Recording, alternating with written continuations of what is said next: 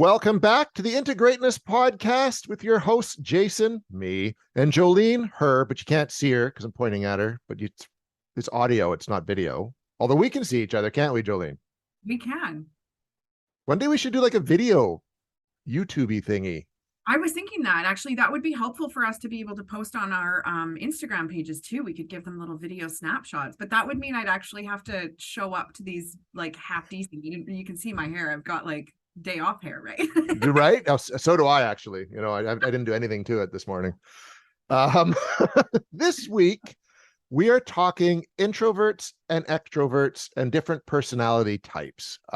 Because the type of person you are, both personality wise and whether or not you're an introvert or an extrovert, will quite often impact how you relate to other people, your worldview, how you like things to be.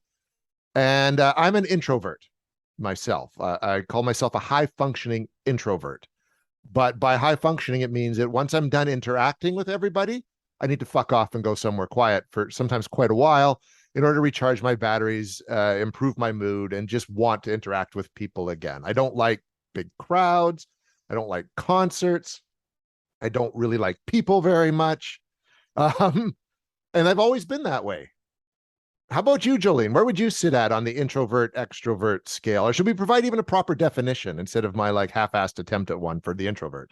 Yeah, I'm gonna let people decide where they think that I am. So it's interesting because if I were to look at my lifespan, I started out as when I look at the definition of introvert, it's like a shy person kind of thing, right?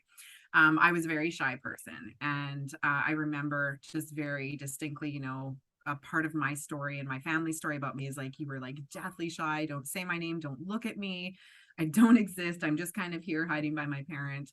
And then I came out of my shell, quote unquote, if you could see my fingers. So, I became a very extroverted individual. And it's interesting because if you look at my astrology chart, there's definitely pieces like my Leo rising that put me on the stage, right? And my voice is a big piece of my purpose here as well in different ways. So I can see why I had to evolve into this extroverted version of myself. And I think we talked about this in like our intros and stuff. Like the thing that you struggle with the most then kind of becomes like your strength in life. So for you, dyslexia, and then becoming a writer and loving writing, things like that, me being deathly shy, but then knowing so much of my purpose is like putting myself out there and connecting with others, right? So I would definitely say the majority of my life has been spent quite extroverted. If I'll talk a little bit about personality types later on, but I'm an ENFJ if people want to kind of locate me there. So that's the type of personality type that I am. However, in the last few years, I mean, really since COVID shut things down and forced introversion of individuals, and of course my own transformation journey of my divorce during that time and my own kind of healing and just very inward journey, I became reacquainted with the introverted version of myself. So now I really crave the alone time. I see where I need it to recharge. I see where I need it to clear out where I'm extra connected, and a lot of my work is connecting with others in various different forms. So I see where it's necessary to have that very intentional introverted time. And as you start to heal a lot of different things, like where you're sourcing your worth and your pleasure from, and how much you're people pleasing and all those types of things, as you kind of build boundaries, I think you naturally pull in a little bit from being, for myself, from being too extroverted, because I see that a lot of my needs in earlier versions of my life were part of that reciprocal dynamic of the give and take in the social aspect of my life. So now I'm in this beautiful balance of both of those worlds with way more awareness of it. And I also think that when we look at this like into greatness and integrating things, it's so important to understand where you are located on this spectrum. And you can be a bit of both, absolutely. So that you can see what parts of your job expend you. Like you're a pretty social guy and you got to really put yourself out there, Jason. So I'm sure when you're heavier on that aspect, you're like, I got to dial things back socially or this or that, or, your week retreat you just took to kind of go and just take off into the woods, right? Then you can intentionally balance and kind of harmonize all of that with yourself to make sure that you're not overexpended in some areas. Sometimes we can introvert too much. And I noticed that with myself. I was like, okay, it's time for me to start socially interacting now, because I have things to gain from other connections with others now. And I was like, I'm ready to start introducing people to my alone time, you know? Well, I totally relate, because when I was at the newspaper, it was a public job. You interact with people all the time, not just in the newsroom, but out, talking to your sources and interviewing people, and, out interacting. And you were kind of became this, we were all these public figures, so to speak. And then doing the employment counseling, well, yeah, that's the same thing. You're meeting with clients, like much like yourself as, as a counselor. You meet with clients, you deal with people, and then I also had to deal with businesses and to connect people. So it's very sociable that way.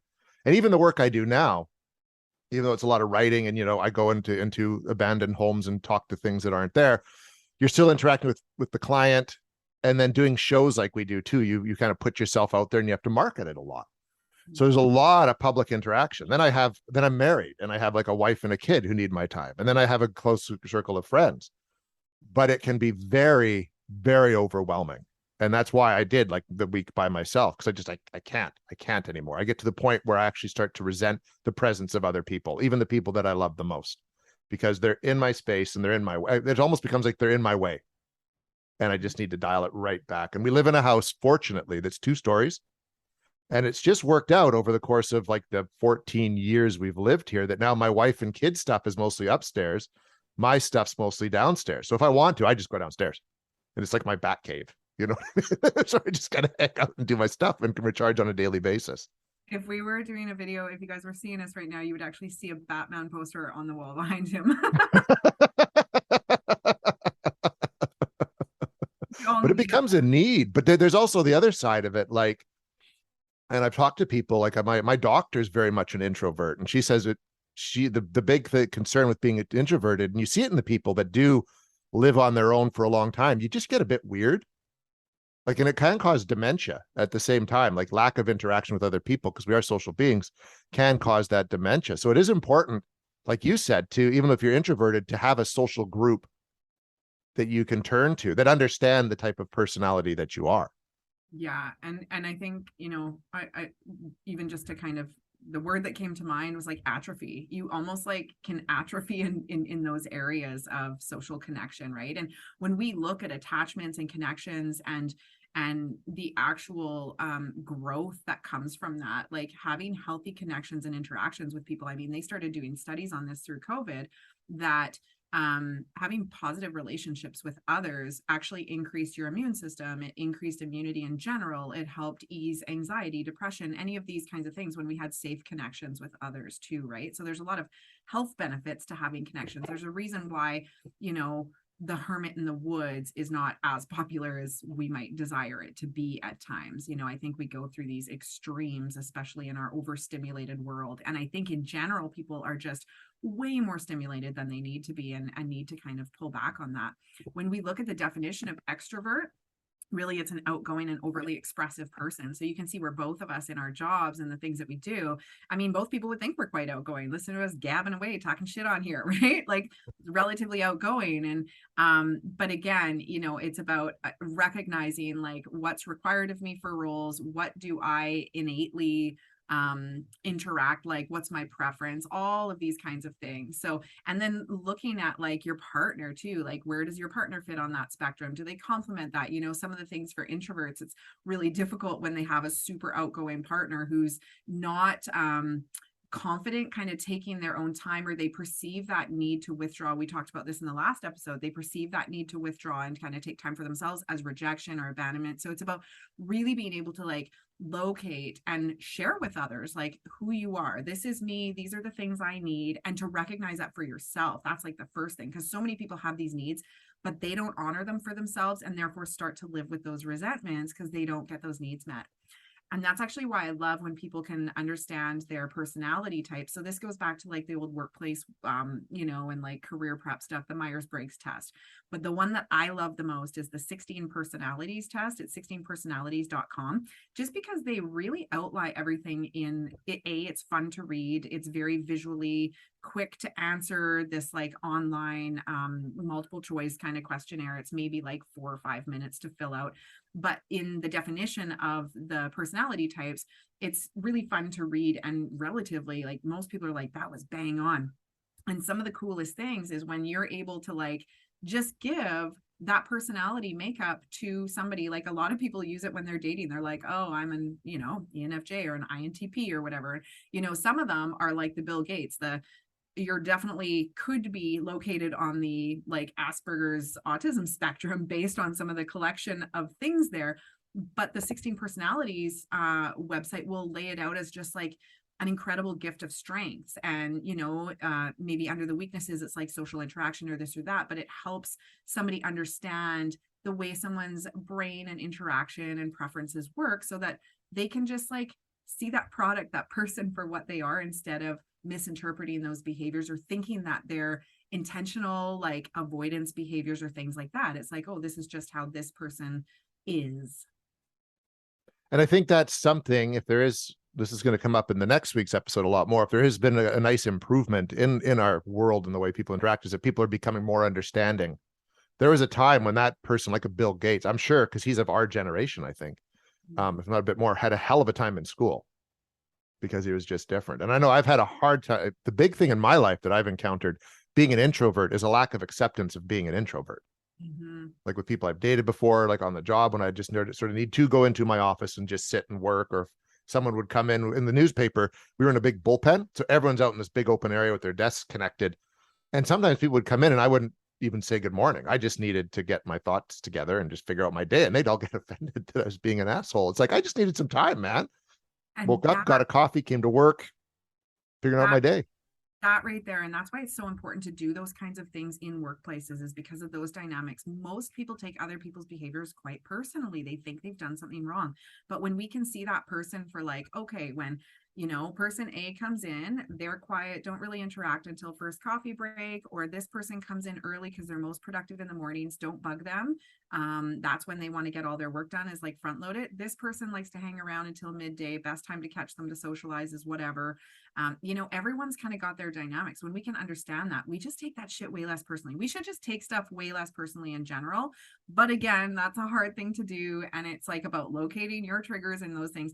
And all of that, like, the withdrawal that like maybe the introversion brings, I'm like, oh, all the anxious attachment relationships you have around you are all like coming in and like chasing you during those times. They lean in because they feel you lean out, and they're like, well, what went wrong? What can I do? And you're like, not this. This is the worst thing you could do right now. Like, That's where I'm sure you've had to learn, like, and I don't know if you do this or not, Jason, but like at this point in your life, it sounds like you probably would, but like, this is what I need. This is what it looks like. You don't need to take any of this personally. And then this is what the outcome is going to be. Right. Oh, for sure. Like it's well understood amongst the people who I know best and who interact with me the most, that that's just the way I am. Right. And it's like, my dad was like that too. It was funny. And my mom, like my adoptive mom, had a lack of understanding. Dad would come home from work and he had his workshop downstairs, and he would go down there, he'd turn on the radio and he would build. And that's how he decompressed after work and hung out. But for like, my parents were married for 33 years before he died. And mom's like, for the first 10 years, I just kept going down and talking to him and wondered why he wasn't so receptive. It's like, well, fucking clue in. He needed that moment to chill out. And what kind of lack of respect, you know what I mean? Like, that's important to understand and respect that. It is, but he also could have spoke up and said, this is the time when I need this. And for her, had she been home all day, not really talking to many people or wanting to connect, and that was actually her need at that time, was connection, right? Like, so you could look at it from her aspect, and it was like, well, maybe her need is for connection during those times, and her needs aren't getting met either. But like, what a beautiful learning opportunity 10 years later. Well, it would have been. And she worked all day too, right? That was the interesting thing. So she had her social. That was just her. She was a very needy person, right? In the end, but I don't think she knew that. Mm-hmm. It's interesting. But yeah, and he could have said something, and it was an era when he probably just was polite and didn't want to, whereas now it'd be like, fuck off. Like, like on the first time they came down, right? But it is. And that's, I think, as we talked about in our like relationships and intimacy episodes, that's a big thing, is a lack of communication, right? Because people don't want to offend the other person, even though they need that time.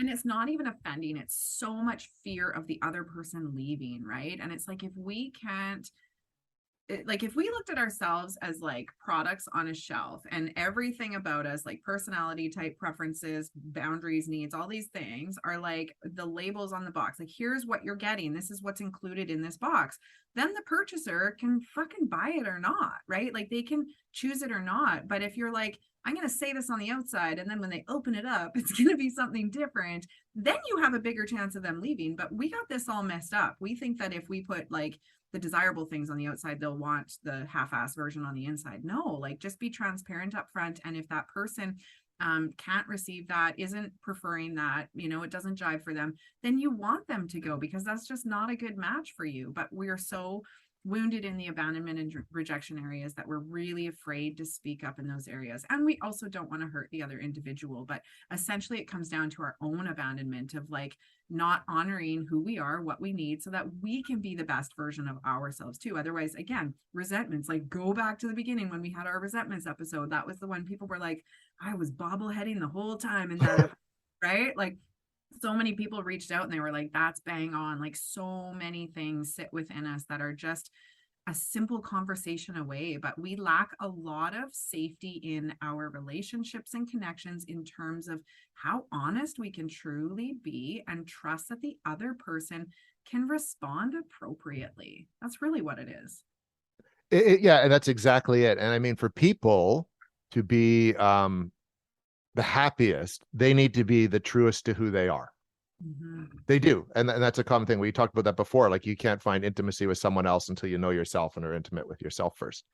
And a big part of that, I think the struggle with that is that fear of other people not accepting the person who we are. So we put that shield up. And that's why, at times when I know from a personal bit where I just needed to stay home by myself, I would still go out and interact with people who really wanted me to come out, because I was afraid that, if I didn't go out with and hang out with them, they wouldn't invite me out the next time, blah, blah, blah. But it would ultimately turn into a disaster in the end, or the next day for me would be even worse. I'd just feel even worse, and it would impact my job the next day, or if I had to go hang out with family the next day. And I think it's being the biggest thing is that honesty is needed, and acceptance of people for who they are. Yeah. And when you understand that about yourself, right? Like, yeah, if everyone just understood that my introversion has nothing to do with how cool I think they are, how great I think their party is, I really need to honor it for myself, but for them to honor it. I was just talking to somebody about this yesterday in a session, and she had kind of referenced the term social battery. So she wasn't perceiving this other person's lack of response as rejection in any way. She was like, I know their social battery was like spent by Friday, so I really didn't expect to hear from them on the weekend. And she's the same way. She's definitely an introvert, and she's like, oh, she really got to like plan ahead for the week of like, where am I going to spend my social dollars here? You do. Oh yeah. And it's, I know I do that big time. Big time. I have certain friends that I hang out with on certain days, and then I have the, generally Saturday, Sunday night to kind of do family and just do me, basically, right? Yeah. It took me like, well, what am I, 50? So it took me probably 45 years of my life to really figure that out, and just be like, no, don't overload, because you're just going to burn out or bail. And let's be real, that has way more to do with boundaries, self-awareness, like all the learning and evolution, and like really coming into a confidence within yourself, securing things in your career, having less insecurities around all those areas. It really is like the formulation of all those things, right? Like the coming home to yourself, for sure, right? Yeah, And big time. look at all like your extroverted friends, right? Like, I'm laughing at myself because I'm like, putting my hands up here. That was me, right? It was like, okay, what can I do after work today? Who's doing what? What are we doing there? All the ideas in the world, all the energy in the world, right? And now, now that I'm a mom with 3 kids and stuff, like, it's just way more of a juggle. But I really honor like my alone time now, and I really I strategically, very intentionally spend it now. But before, I was like spending that shit like Vegas dollars. Social butterfly. We talked about this in the school episode. I hated missing school because I just didn't want to miss the friend time, right? Like, shit gets wild there. I dated a woman that was like that too. She'd almost overplan the days. Like there's always a million impossible things to try to achieve, like, yoga at 8 or run at 11, lunch at, 1, blah, blah, blah, blah, blah. And it was just trying to keep up was just exhausting. Like, 2 hours of activities in a 24-hour day. right? It was tough. But I mean, those are the life learning experiences you have, right? And what works and what doesn't work and that kind Yeah. of thing.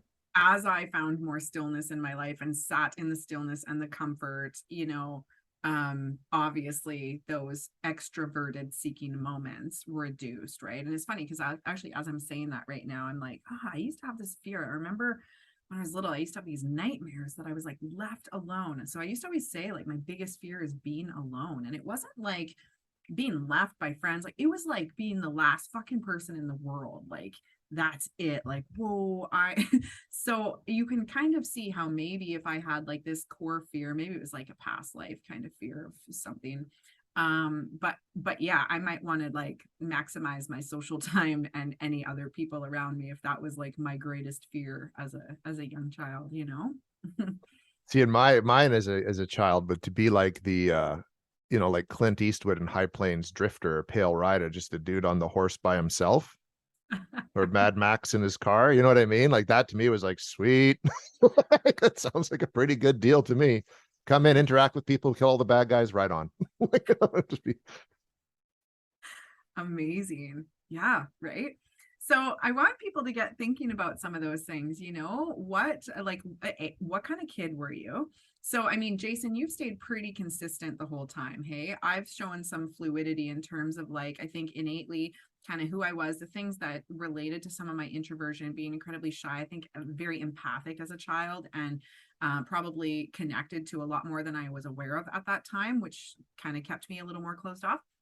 And then really kind of coming into this knowing that obviously I'm going to need my voice for my purpose later on, so I got to break out of this. And actually dancing helped me do that. I remember my mom being like, well, if you want to be a tap dancer, like, you got to take class with other people, right? You got to be on stage. And it was like this other version of me that would just kind of like break out on stage. Like my whole life feels like a stage now sometimes.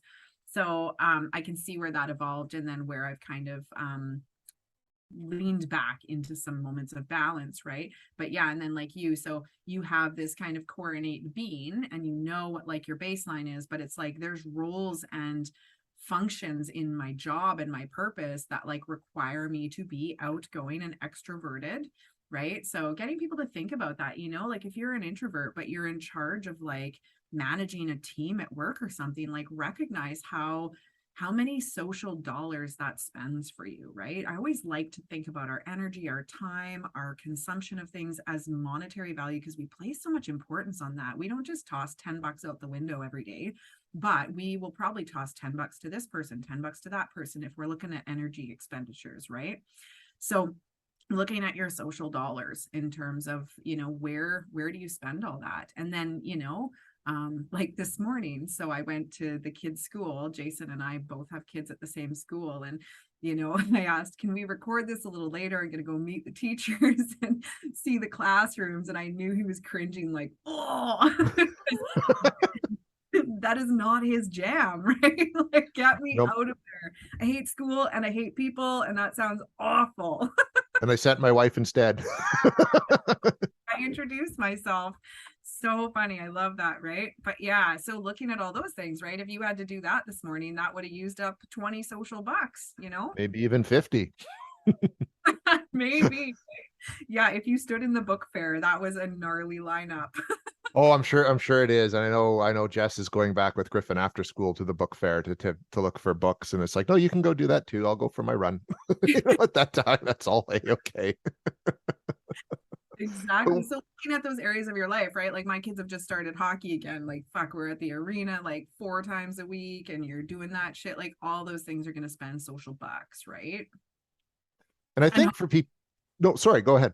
sorry, we got holidays coming up and things like that, Yeah, holidays. Great. I forgot about that. And I think too, for people like for those introverts out there, like you were saying, if you've got a job where it requires you to be more social, I know for myself, like being an introvert, I wasn't good at public speaking or dealing with people or anything. So I ended up sucking it up, for lack of a better word, and taking like speech courses, like giving speech courses and even like acting when I was in university, just to kind of get good at performing basic, because that's what you're doing when you're an introvert, but you have to go in front of people. It is a performance. Like, you are not being you are putting on a role. And I've created a public Jason Hewlett persona that I Yeah. step into, and then I can step out of that when I'm done. And usually I'm exhausted by the time I'm done, but I can do it, and I can do it as long as I need to. But it's creating a different role. And that's a advice I would give to those introverts that have suddenly are in a position of having to be public. Amazing. Yes. I love that, Jason. That's exactly what it is too. So I'm trying to like, okay, well, what can I offer them about extroversion, right? Well, honestly, one of my biggest learning moments there was like learning to be more comfortable in the still time, learning what it is. Like I said, a lot of my extroversion in my earlier years was fed by that social dynamic, that positive feedback from the relationships that I was likely overgiving in many areas when I look at my patterns, right? So then once you're able to kind of pull back from some of those patterns, sitting in the stillness, sitting in some of that quiet time, recognizing that like you're not missing out on much. The only thing I was truly missing out on was a deeper connection with myself, because I was connecting so much with others. So I was giving them more of me than I was me of me. And that's like a big life purpose lesson of mine. So if you find yourself incredibly extroverted, wanting to spend a lot of time with other people rather than yourself, ask why I'm disconnecting from myself and trying to connect with others more. I would go back to my younger self and definitely identify with a lot of those pieces for sure.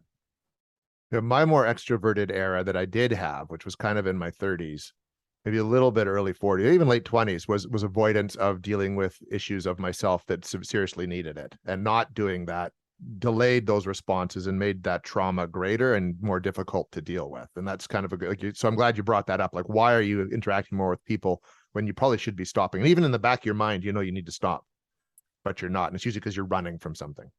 Yeah, and for me, honestly, like I think people who know me, and now that I understand this level of me, like I am brought into many people's lives for many reasons. I do find that we talked about this in my like having many friendships and acquaintances throughout the years, and now I understand why there's so many lives I touch. Like I get that through the work that I do now. I understand that part of my life now. And I also think I had a lot to give other people, and a lot of people wanted what I could give. If you came to me as just like a neutral state, like you would leave with a charged battery. Cause I like, I don't mean to pump my own tires here, guys, but like people who hang out with me get it. They're like, you're fucking fun. And I feel good when I'm around you. And I would expend my social battery, and other people would charge off of that. And I didn't really get drained from it. I actually got recharged from that reciprocal feedback in a sense, right? Because people come in neutral, then everyone leaves charged, and it feels really fucking good. But then it was like, I can focus that on me. And then of course, then my kids needed more of that. My career needed more of that. And I just couldn't give as much externally anymore. And then you realize where some of those connections were one-sided or really like continually fed. And I was also, I think, in a relationship where I was doing that consistently just to keep my life above water, and that became a drain instead of a resource, because it wasn't recharging myself every time too, right? So a lot of that stuff started to kind of fall apart. But I do know in my younger years that was a big piece, is that a lot of people like utilize that energy and benefited from that as well, right? So yeah. Absolutely. Because some people are batteries. Like, you know what I mean? They are bad, like yourself. Like, there's people that you meet that, yeah, you just suddenly feel charged around them. There's the other people that suck the energy out of you. Emotional vampires that do the same thing. Totally. I feel like I was one of those like solar charged batteries that you could come and like plug your USB into and like bump your phone up a couple bars, right? Like Yeah. that was me.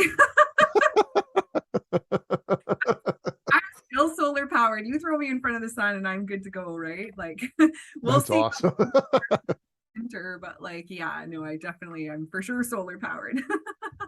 So what should be the big takeaway here? We already kind of just sort of dropped that on people, I think. Maybe we already have. Yeah, I actually on our social media page this week is I want to kind of poll like how many introverts, how many extroverts, how many people sway in between, kind of like my story a little bit, or how Jason, his role requires him to play a role, like your career requires you to do some of these things. So yeah, super interested to hear people's stories there, and then how you cope, what you do, right? Like what are the things that feed some of that? Like if you're a pretty extroverted person and you're like crunching numbers as a single person in the like this business where you're like the admin person in the back of a trailer or something. Like that's going to destroy your soul if you're not bumping your social battery up somewhere else, right? So like what do you do? Like I know some people who have like that boring mundane job, but they're super extroverted and artistic and they just work with like words and numbers all day. So they do like theater stuff or they do like fun artistic things in their spare time, and that helps to kind of harmonize and balance that need, right? Absolutely. Tell Yeah, us what you do. Tell us who you are and how you function on a day-to-day basis. We'd love yeah, to hear about that. yeah, we like that. And then what kind of insights this gave you about understanding who you are as a person and not hating on yourself for some of these things, right? Like all the introverts, I always hear like, yeah, but I fucking hate people. And like, it's okay. They make t-shirts for people like you. And they're great shirts. We I can't all be Tony Stark. So yeah, one of my good friends is totally like that. She's just like, yeah, but I hate people. I like cats, coffee. Yeah. well, that wraps up this episode of Into Greatness. Jolene and I will be back next week with a whole new discussion. This time we're talking about the world and how to fit into it or not. You might see how this conversation leads nicely into that conversation. Until then, I'm Jason. I'm Jolene. We'll talk again next week.